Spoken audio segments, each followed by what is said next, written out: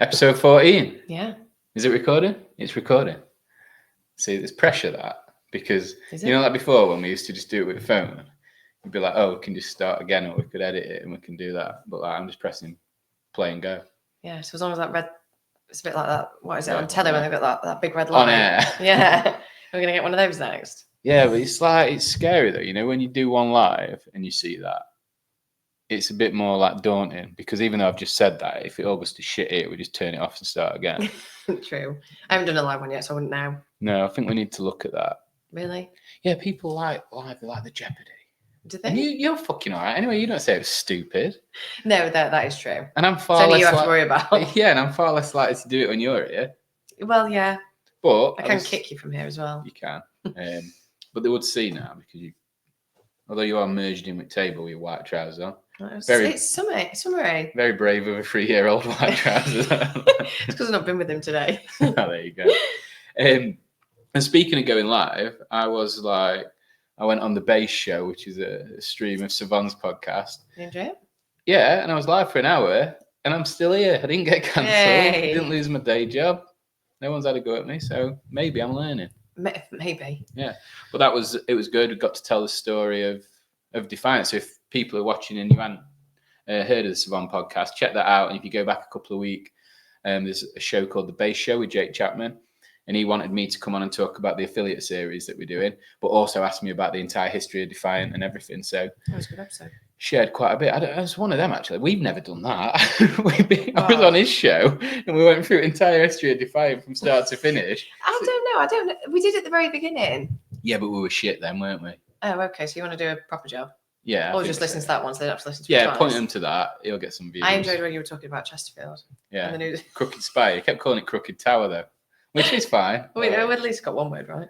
Yeah. And Nath was on in the comments, just giving us some shit. It was but it was fun. It's fun, and I think that there's a lot said about that group, and I just think they're amazing. Like what they're doing for the space is incredible, and they just have good values. They seem to be like really, they say what they're going to, they mean what they say, and there's substance in what they're doing, and I think it's a really exciting time for the guys in that space. What else have we been up to then? So talking about those guys, what they did for the CrossFit Open, pushing that was great for CrossFit. And what did they do? They just helped promote it. In a time when everyone wanted to shit on it, they helped promote it. And at the end of it, not just because of them, people like Rich Froning and Tia even came out saying they were doing it and releasing videos and stuff. And it was just what it did was, the people that have had enough of CrossFit and didn't want nothing to do with it, they threw the toys out and went away. But then those that stayed almost doubled down, and it was quite inspiring and like a bit nerdy. You'll think of us CrossFitters because you don't get that whole. You love the community element of it. I love it, yeah. But like that geeky CrossFit, like Rich Froning did it. You're like, ooh, But it was just they came out and galvanized the community. So those that stayed have been more positive than ever. And when I went up to Method last week and we were chatting with Jamie and Gareth from CrossFit UK and Elliot, that was the message you could see in how they talked about it. There's a real buzz around CrossFit again. So it's now building on that momentum and delivering that good message, because it's a good message that's come out of it. Obviously, they've got stuff wrong, like we've talked about, but the stuff they got right, they really got right this time for the first time in as long as anyone can remember. And now let's build on that momentum, because then the gyms benefit, and that's what's important. It's that affiliate level, which is why we're doing the affiliate series. And those that don't know about that, we're going around tell us more. 6 gyms in 6 months. We've done method training. Next we're at Project, and that's on what's next week, isn't it? Saturday, a week on Saturday. So we basically do an interview with the owner of the gym, and that's like a documentary style. How did the gym start? How many members you get, just a bit of info about the gym to promote the gym. But then it'll cut scene to me doing the workout, me talking to members, the journey there, the journey home. It's just quite a cool thing. We're looking forward to seeing the output from Method, which will be imminent from Joey. He's working on that. God.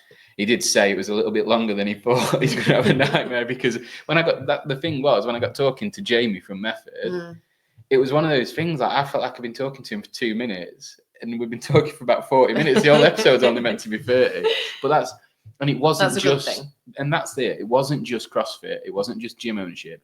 That guy is a brilliant businessman. And it was just, you know what it's like when we're at Entrepreneur Circle, or when you go to some of your clients, you come out like so enthusiastic, because when you're around people that get it, whatever that is irrelevant. If someone gets it and you have a conversation with them, you're just energized. And all the way home, 3 hours in the pissing down rain, I was with Elliot. And me and Elliot chatted all the way home about what we've been talking about. It's that kind of buzz. And, you know, those that know Elliot, he barely says 2 fucking words at best of times. So the fact we couldn't shut him up was... that's a good sign. Was a good thing. So, yeah, that's what we've been up to.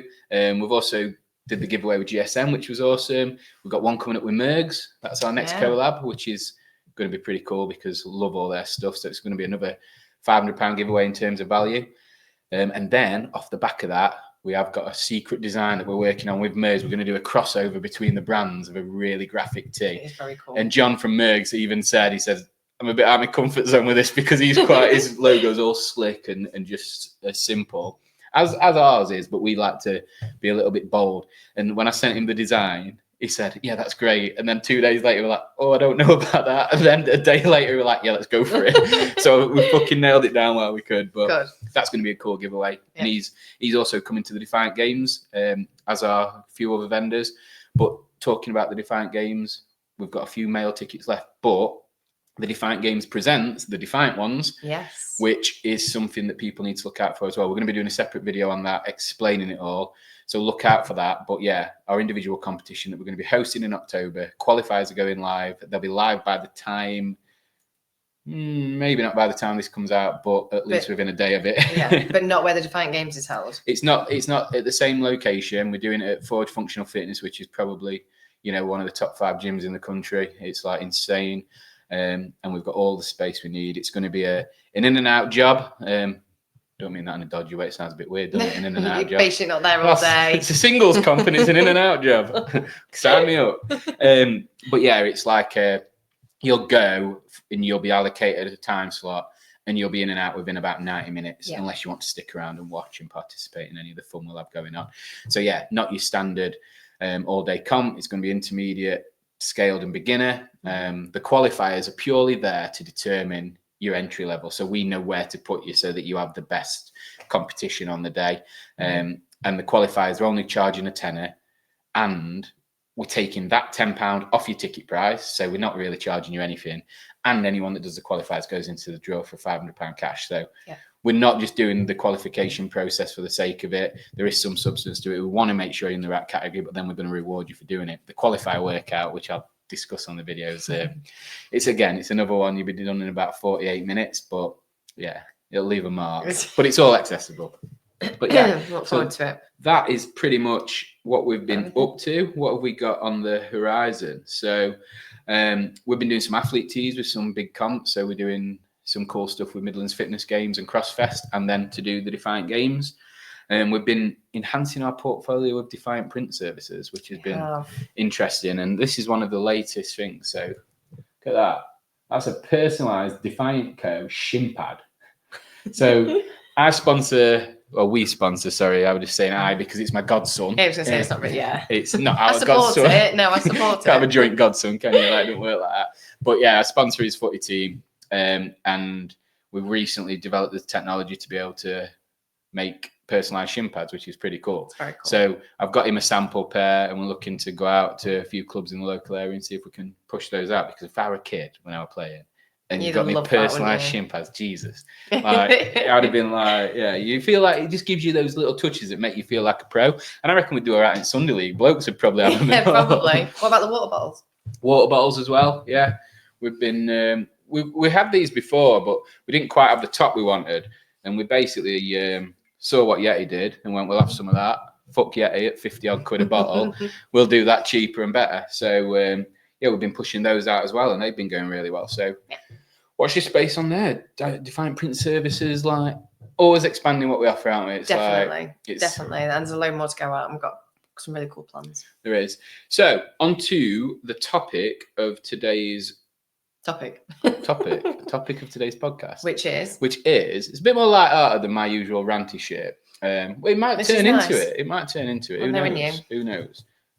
You know what? He said that with a bit of animosity there. But it was, I can't remember what I've called it. It's up there.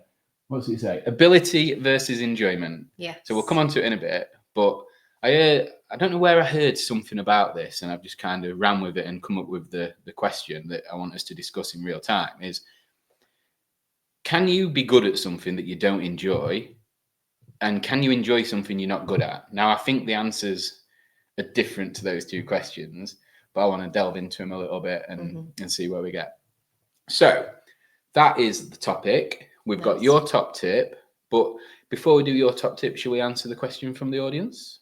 Oh, mix it up. Go for it. Yeah, and that's what I'm trying to do. You know, keep on my toes. So the question was, this person that wanted to remain anonymous. I don't know why, but like maybe GDPR and all that shit. Said they've noticed that we both train at different places, but like as in multiple places, not you train one place, I train the other. Yeah. So like, well, they asked me, do I get something different out of a session when I train at a commercial gym, which I do in JD, or when I'm at the CrossFit gym project? And how do I feel from each session? So I'll pose that to you first, because obviously you've been a member at Project. You train at Ely sometimes with your community up there, and then you train regularly at JD. Do you notice a difference in how you feel or what you get from sessions depending on where you are? Yes. I always think, and I've always said this, I think a variety or a mix is always the best way to go with any type of training, so then you don't become stagnant. Obviously, I absolutely love the project and the community, always have done, and obviously keep returning as and when I can. I mean, you wouldn't have met me if it weren't for Project. Well, you wouldn't have been brought in and stuck with me. But the stringent times of a class with having Oscar just didn't work out. I'd love to go back when I've got a bit more what's the word? Like a bit more of a routine with it, when I know where he's going and he gets up at a reasonable hour. Why would you like to go back? What is it Project that you like? I like the fact it makes me push harder than I do on my own. So I've got two ways of looking at this. And it's only because I've done various training over the years. So it depends, like when I found CrossFit, or when Rach took me to the project, that's when it took my training to the next level. So I didn't train like I had trained before, which was obviously from a personal training aspect, i.e. I wanted to work on my legs, I'd do my legs, I wanted to work on my body, I'd do my body. Didn't you do much fitness before then, like cardio and that sort of stuff? No, not particularly. I hated it. That's mental, because you've got your engine's impressive, isn't it? Well, it was before you shit out. Yeah. And my fitness levels are good. Say it's never been like a part and parcel of who I am. It's always been like my downfall. So I've always trained more for not aesthetics, but you know what I mean. Aesthetics. More, well, yeah. Basically, if I want to train my legs, I train my legs. But it was Project or CrossFit was the first time where I didn't. I trained for enjoyment, and I chased the feeling of either getting further and further up the leaderboard, feeling fitter, lifting heavier, and I didn't really care about what that did for me aesthetically. It actually had the adverse effect, which I think I told so when you. You got your man arms. When I got my body fat was that low. I'd get these massive veins on my arms to the point that when anyone wanted to take a picture, I had to put my arm in the air to let them drain. To then put them down. But that was just me and the insecurities of it. So as I got fitter, my clothes got baggier. And I was like, oh no. That's what I've done. Like, it just happens like that. I like that veins. It's weird though, isn't it? Well, I didn't. I think they're great on people, but that's not what I want. That's what I wanted for me. Anyway, so that was the only time where it completely shifted. And then I really enjoyed the balance of the two. But feeling wise, I got more from being in a class environment and a competitive environment, because I'm naturally competitive. But at JD, I like to be able to go and have my own time. So I don't get much of my own time. Yeah. So putting my headphones in, not talking to anyone, following my own program. But that has the downside that if I turn up, I'm tired or can't be bothered, I'll do not half a job. Yeah. I'll go and do what I need to do, but I might not get the most out of it. Whereas if I'd have gone to a class and been around people, I'd have got a lot more. So I get equal. If I could have my dream, it'd be a mix of the two. If that answers you, what's your answer? Mine's weird. I'm a weirdo, as you know. Yes. But I like train right there in the kitchen on my own, and I will kill myself on my own.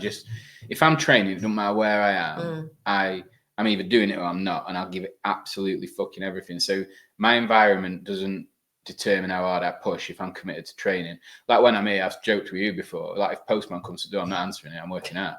Like that's just why we missed that order. Yeah. But like in terms of how I feel when I train at certain places, I do cherry pick at project because I want, especially in the mornings, I like to do a long workout. I like to, because I never know how my day's going to go. So I like to go for a walk at crack of dawn, do a long cardio piece. And then if my day goes to shit and I can't do anything for the rest of the day, I've done what I wanted to do. Enjoy doing. Yeah. And then in the afternoons, if I've got the time, I don't mind doing something a bit different. So I will look at what the WOD is at project. And then people that don't know what WOD means. Workout of the day. And I'll either train there, or I'll train here, or I'll go to JD. Yeah. But what I will say is, given a choice, because I'm doing a strength program at the moment, so I do 4 strength sessions a week on top of all that. And they are like, I use JD for those when open gym doesn't work for me at project. Yeah. But even though I'm doing the exact same thing, if I ever have a choice, I will always go project, because there's something about when I'm doing that strength session, it's a bit more social. And I don't get out much, as we've discussed on previous.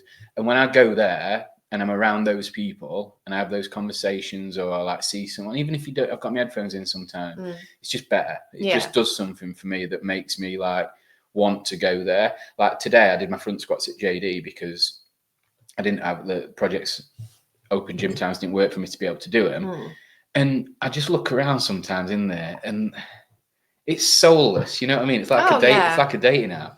It's like, sorry. I thought you meant at those times when you go and it looks like a feeding frenzy. There's no one talking, you know what I mean? It's just, and I know that's it. They're all in their own little worlds doing their own workout, and that's just what a gym is. You should go at prime time, then they're all talking. It is literally like a dating app. But then I don't want that. You don't. It's horrible. But yeah, and I was looking around, and there was someone skiing like they were swimming. There was someone doing a kettlebell swing that were basically a goblet squat. And so you see all that and no one's helping them. You know what I mean? You almost want to go over and be like, I'm no expert, but I know that's not working for you. And it's like that. It just feels, and I don't know if that's because I got into fitness through a CrossFit gym. So I've always basically been coached. Well, say that. Elliot probably called me uncoachable. But I know that. The time you do your own thing. But yeah, so for me, it's just, I know I've been banging on about community a lot recently because like right now in the stage of my, if you look at my last 18 months, I spent a lot of it alone, other than when I've been at the gym or when we've been working. So that's why I put so much value in our business relationship, in my relationship with the people at the gym, because I've spent so much time on my own. And those are the things that have kept me going and given me some enjoyment in stuff, because I don't want it to go out and get pissed and do all that stuff I used to do. That's now become my vice, and I just put such a value on it, and that's because of the people as much as the endorphins from working out. So yeah, I would say they all serve a purpose, but project serves more than a purpose. For you, definitely. Yeah. So that's me. So top tip. Still not got a jingle. My man who would do my actual jingle for this, fuck, I don't know if he's dead. Might be dead, so I'll not speak ill of him just in case. But he's just gone AWOL, not replying. You know what I mean? Can't get staff, can you? I'll have to sing one. I know you like my. Please don't. So tip of the day is specific landing pages. What's a landing page? A landing page. So if you imagine I'm trying to think of the best way to put this. If you like, your website is a bit of digital real estate. Yeah, so it's like your house on the web. If you're doing an advert, say specifically, so if it was, I say Defiant Co, and we were doing an advert and we were just selling water bottles, and we clicked the water bottle to go and buy the water bottle, and it took us to the homepage. Okay. Yeah. So then you're warm, but then you get there. You've lost me. You're like, well, where do I go? Like, you've taken me to a website and the water bottle's nowhere to be seen. So a landing page, obviously it was on there and you'd have to find it. A landing page makes it specific to the thing that the person is looking for, and it only talks about the thing that people are looking for. You make me nervous when you're out of if you don't talk when I'm saying something. So yeah, making them specific. You can have multiple landing pages on your domain, so it's infinite. You can do as many as you want, but it just means then with people's attention spans becoming less and less, if you've managed to grab that person's attention through whatever reason, whether it be a social media post, whether it be an ad, whether it be a QR code somewhere, don't just be lazy and take it to your homepage and then make it harder work for the customer to find what they want to find, unless it is just, here's our website, do you want to shop? Yeah. Make it specific to the thing that you're shopping for, and make it interesting, like not just like a one. And not too sort of overpowering and sort of, if you're doing a landing page for a competition and you ask for too much information, then you'll lose people. It needs to be like sharp and snappy, doesn't it? Like, don't necessarily like when we do them for our giveaways, we always make sure, obviously you've got to put your name and your email address in, otherwise we won't be able to contact you. But then we make the other options optional. Yeah. Because we're not trying to like force you. If you want to provide that information, we can service you better, great. But like make it sort of, like you say, snappy, engaging, but also like really simple to Definitely. And then one of the conversations I had with a client recently, when they were building their landing page, they were like, oh, well, I just need to put this on. And it ended up being a mini website. And I was like, well, you're doing exactly what you shouldn't do. If they're coming there, they don't need to know your contact details. They don't need to know your price list. They don't need to know any of that. They need to know what they want to know. And then there's a tiny little hyperlink or something at the bottom that can take them to the general information. But generally, I'd leave it at just go for the reason, get the data, and then follow up. And if you really want to, and you've got a CRM system that's worth its salt, you could make your thank you page link that direct to your website, couldn't you? So once it's submitted, the submission page could be a website. So if you really want them to go there, you could do that, and then but after the fact, but that's like an extra browse. So that's mine. I want to just say something that made me smile there. You know, because you were making sure you had a look at the camera every now and then. At the time. Oh, I thought you were looking at the camera because I thought, you know, when Emma said you need to look at camera. Oh no, she did. So every time you look at camera, just make me smile. I'm looking at the time. I think she'll be so proud of you. So that's cool, and we have loads, don't we? So we'll have multiple landing pages for one competition as well. Because what you can do with landing pages then is track who comes in through where. So then, if you want to then segment the data that comes in through your various landing pages, you know, you're in a position to do that, which again means you can service those customers better and keep them more engaged. Definitely. You know, if they've come through Facebook or they've come through an ad or they've come through someone else, then yeah, definitely. So that's my top tip. Very good. Thank you very much. So on to the topic, since you keep looking at time, you're making me nervous. Sorry, but that is what I'm looking at. I'm from it. You know what? We're good, aren't we? We're so professional and slick at these. So my topic was ability versus enjoyment. Yes. So how I'm going to ask you this, I'm going to ask it you separately. So firstly, can you be good at something that you don't enjoy? Yes. So you think you can? You think you've been good at something if you don't enjoy it? I think it depends. I'm trying to think of an example where that's like.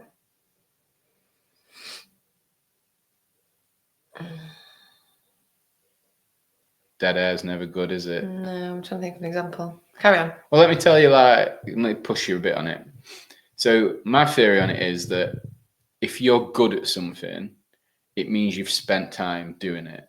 And to spend time doing something, you must enjoy it. Because how do you develop a skill for something that can stand the test of time if you don't, at least in some way, enjoy it? Because if you look at anyone that's elite at anything, you know, I don't know why darts has just popped into my head, but then the darts player that's banging 180s out consistently, he's put hours upon hours, thousands, 10,000 hours in front of a dartboard from fucking however long, just chucking them. He has to enjoy that. He can't just be good at it because, you know, everything in life is not natural, regardless of what fucking idiots say. No one's naturally good at anything. That's just what morons say to explain why someone's good at something that they're not. Oh, he's just got natural ability. No, it's called hard work and you don't recognize it because you're an idiot. But I just don't see how... I'm interested in it. I think it's a conversation, but I just can't think of anything that you could like be sort of good at that you don't enjoy. Yeah, and I also think there's a roller coaster with that. And I think Georgia mentioned it at one point on her podcast about like not enjoying it, but being good at it. So then figuring out where the enjoyment comes from. And I also think that is a journey when you're talking about elite, but I think elite and good, maybe two different things. I think if you get into elite level, there is going to be a part of love and hate along the way of getting to elite, but being good at something, I'm good at squatting, but I don't enjoy it. I think you do. Because you enjoy. I definitely don't. No, but you enjoy. This is where I flip it. You see, so I was ready for this. Not the squatting thing. I didn't know where you were going to go with it. And Georgia also said she hated it as a kid. All kids hate everything because adults know best. and if you don't, like, obviously, it's the commitment side, isn't it? Yeah. Like, you've committed and we've paid to do but there's this. no way after that Yeah, that she didn't enjoy it coming back from all those surgeries and injuries. If she didn't enjoy it, she's not going, oh, you know what? Don't really like it, but I'll go and smash my shoulder in again off a 10-meter board. Don't think so. She enjoyed it. But what I was going to say was, you say there that you don't enjoy squatting, but you do it and you're good at it, but you enjoy how squatting makes you look. So therefore, you enjoy the process, and that's the enjoyment you get. It's not in the actual act, but in the result. So if you enjoy the result, you kind of enjoy the process, because you can't get the result without the process. So you wouldn't get the gains that you're looking for without squatting. So therefore, you enjoy it. You just said squatting. Yeah, but I'm good at it, but I don't enjoy it. That's what I mean. I avoid it. So I'm not doing it for the aesthetics. I know what you mean. It's probably a really bad example. No, maybe you won't. This is a conversation after all. Yeah. Like, I avoid it at all costs. And then my other thing was, so if you flip that, can you enjoy something that you're not good at? Can you enjoy something that you're not good at? What, like enjoying drinking but not being very good at holding your alcohol? Oh, well, that's it's a weird one, isn't it?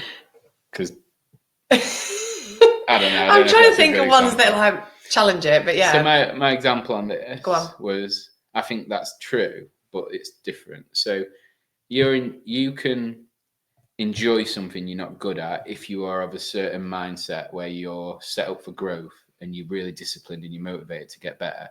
Because if you think about anything we do, like when we start off, like CrossFit, like there'll be a workout that you're not good at, but you enjoy it. And it's because you enjoy the process again. Similar to what I was just saying to you. I want to go and do this workout because I'll get fitter. I know I'm going to be shit at it, but I enjoy being shit at it because I'm still getting better, and I can't get better at it unless I embrace the fact that I'm shit at it. Yeah, I agree. So I think that you can, I find it difficult to create a true example without going into every nuance of saying that you are able to be good at something that you don't enjoy. But I do think that you can enjoy things that you're not good at if you've got the right mindset. That's where I land on it. Yeah. And I think that's true of both sides with the right mindset. Yeah. You can get good at something you don't enjoy if you want the results. Yeah. And then when you get good at it, you start to enjoy it. Yeah. And then it's like self-replicating. Well, it's like with everything, like any calisthenics training, for example. Yeah. Like that's something we're doing quite a bit recently. And I'm not good at it at all, but I enjoy this small progression because you can only account for you. That I was saying this to Elliot the other day. So I'm on a strength program that he's given me, and there's a lot of pull-ups in it. Strict pull-ups, varying degrees of difficulty with bands, without bands, chin holds and all that. And I was really shit at them. Well, I weren't bad, but I weren't like good. But there was something in that. There's something about a pull-up in like calisthenics, like you say. There's nothing you can do except work at it to get better. You can't. And I love that. Yeah, there's no like masking it. It's you versus that bar. And if you don't keep doing it, you won't. And because he pointed it out to me, because I was like, I don't know why, but that's the one I struggle with the most, but I enjoy it mostly because that's the one you see the progress, and the progress can only come from you. Yeah. Like, you versus you with calisthenics rather than just chucking it and just being brute force. And there is something really cool about like that guy Steve who does it at JD. Oh my god, he's so good. He's like 20 kg plates on doing strict muscle ups. I'm like, you all right, mate? I'm sure he's getting a chin above about it. Yeah, so like it is very impressive to watch. But I bet he can't do a WOD. Do you know what? I don't know. Maybe you should ask him. He always asks to do stuff for him. Maybe we should return it. I bet his 2K row is better than my strict muscle up. Yes, probably. I enjoyed that. Yeah. So right. Anything else that we want to go over? I don't think so. The next show that we release, we've actually already recorded it, and I don't like to record the shows too far in advance, but I'm going away. Where are you going? I'm going to New York, and what's interesting? I'm at the lowest body fat I've ever been. And the day before I go, I'm going to do my in body to see what I am. And then I'm going to do it the day I get back because I'm going to town. It's your favourite place with your favourite food. Yeah, like pizza. And so we're taking my sister for a 40th. She's already 40. But me, my mum and dad and sister, we've not done anything as a four for a while. And I'm looking forward to it. It's going to be amazing.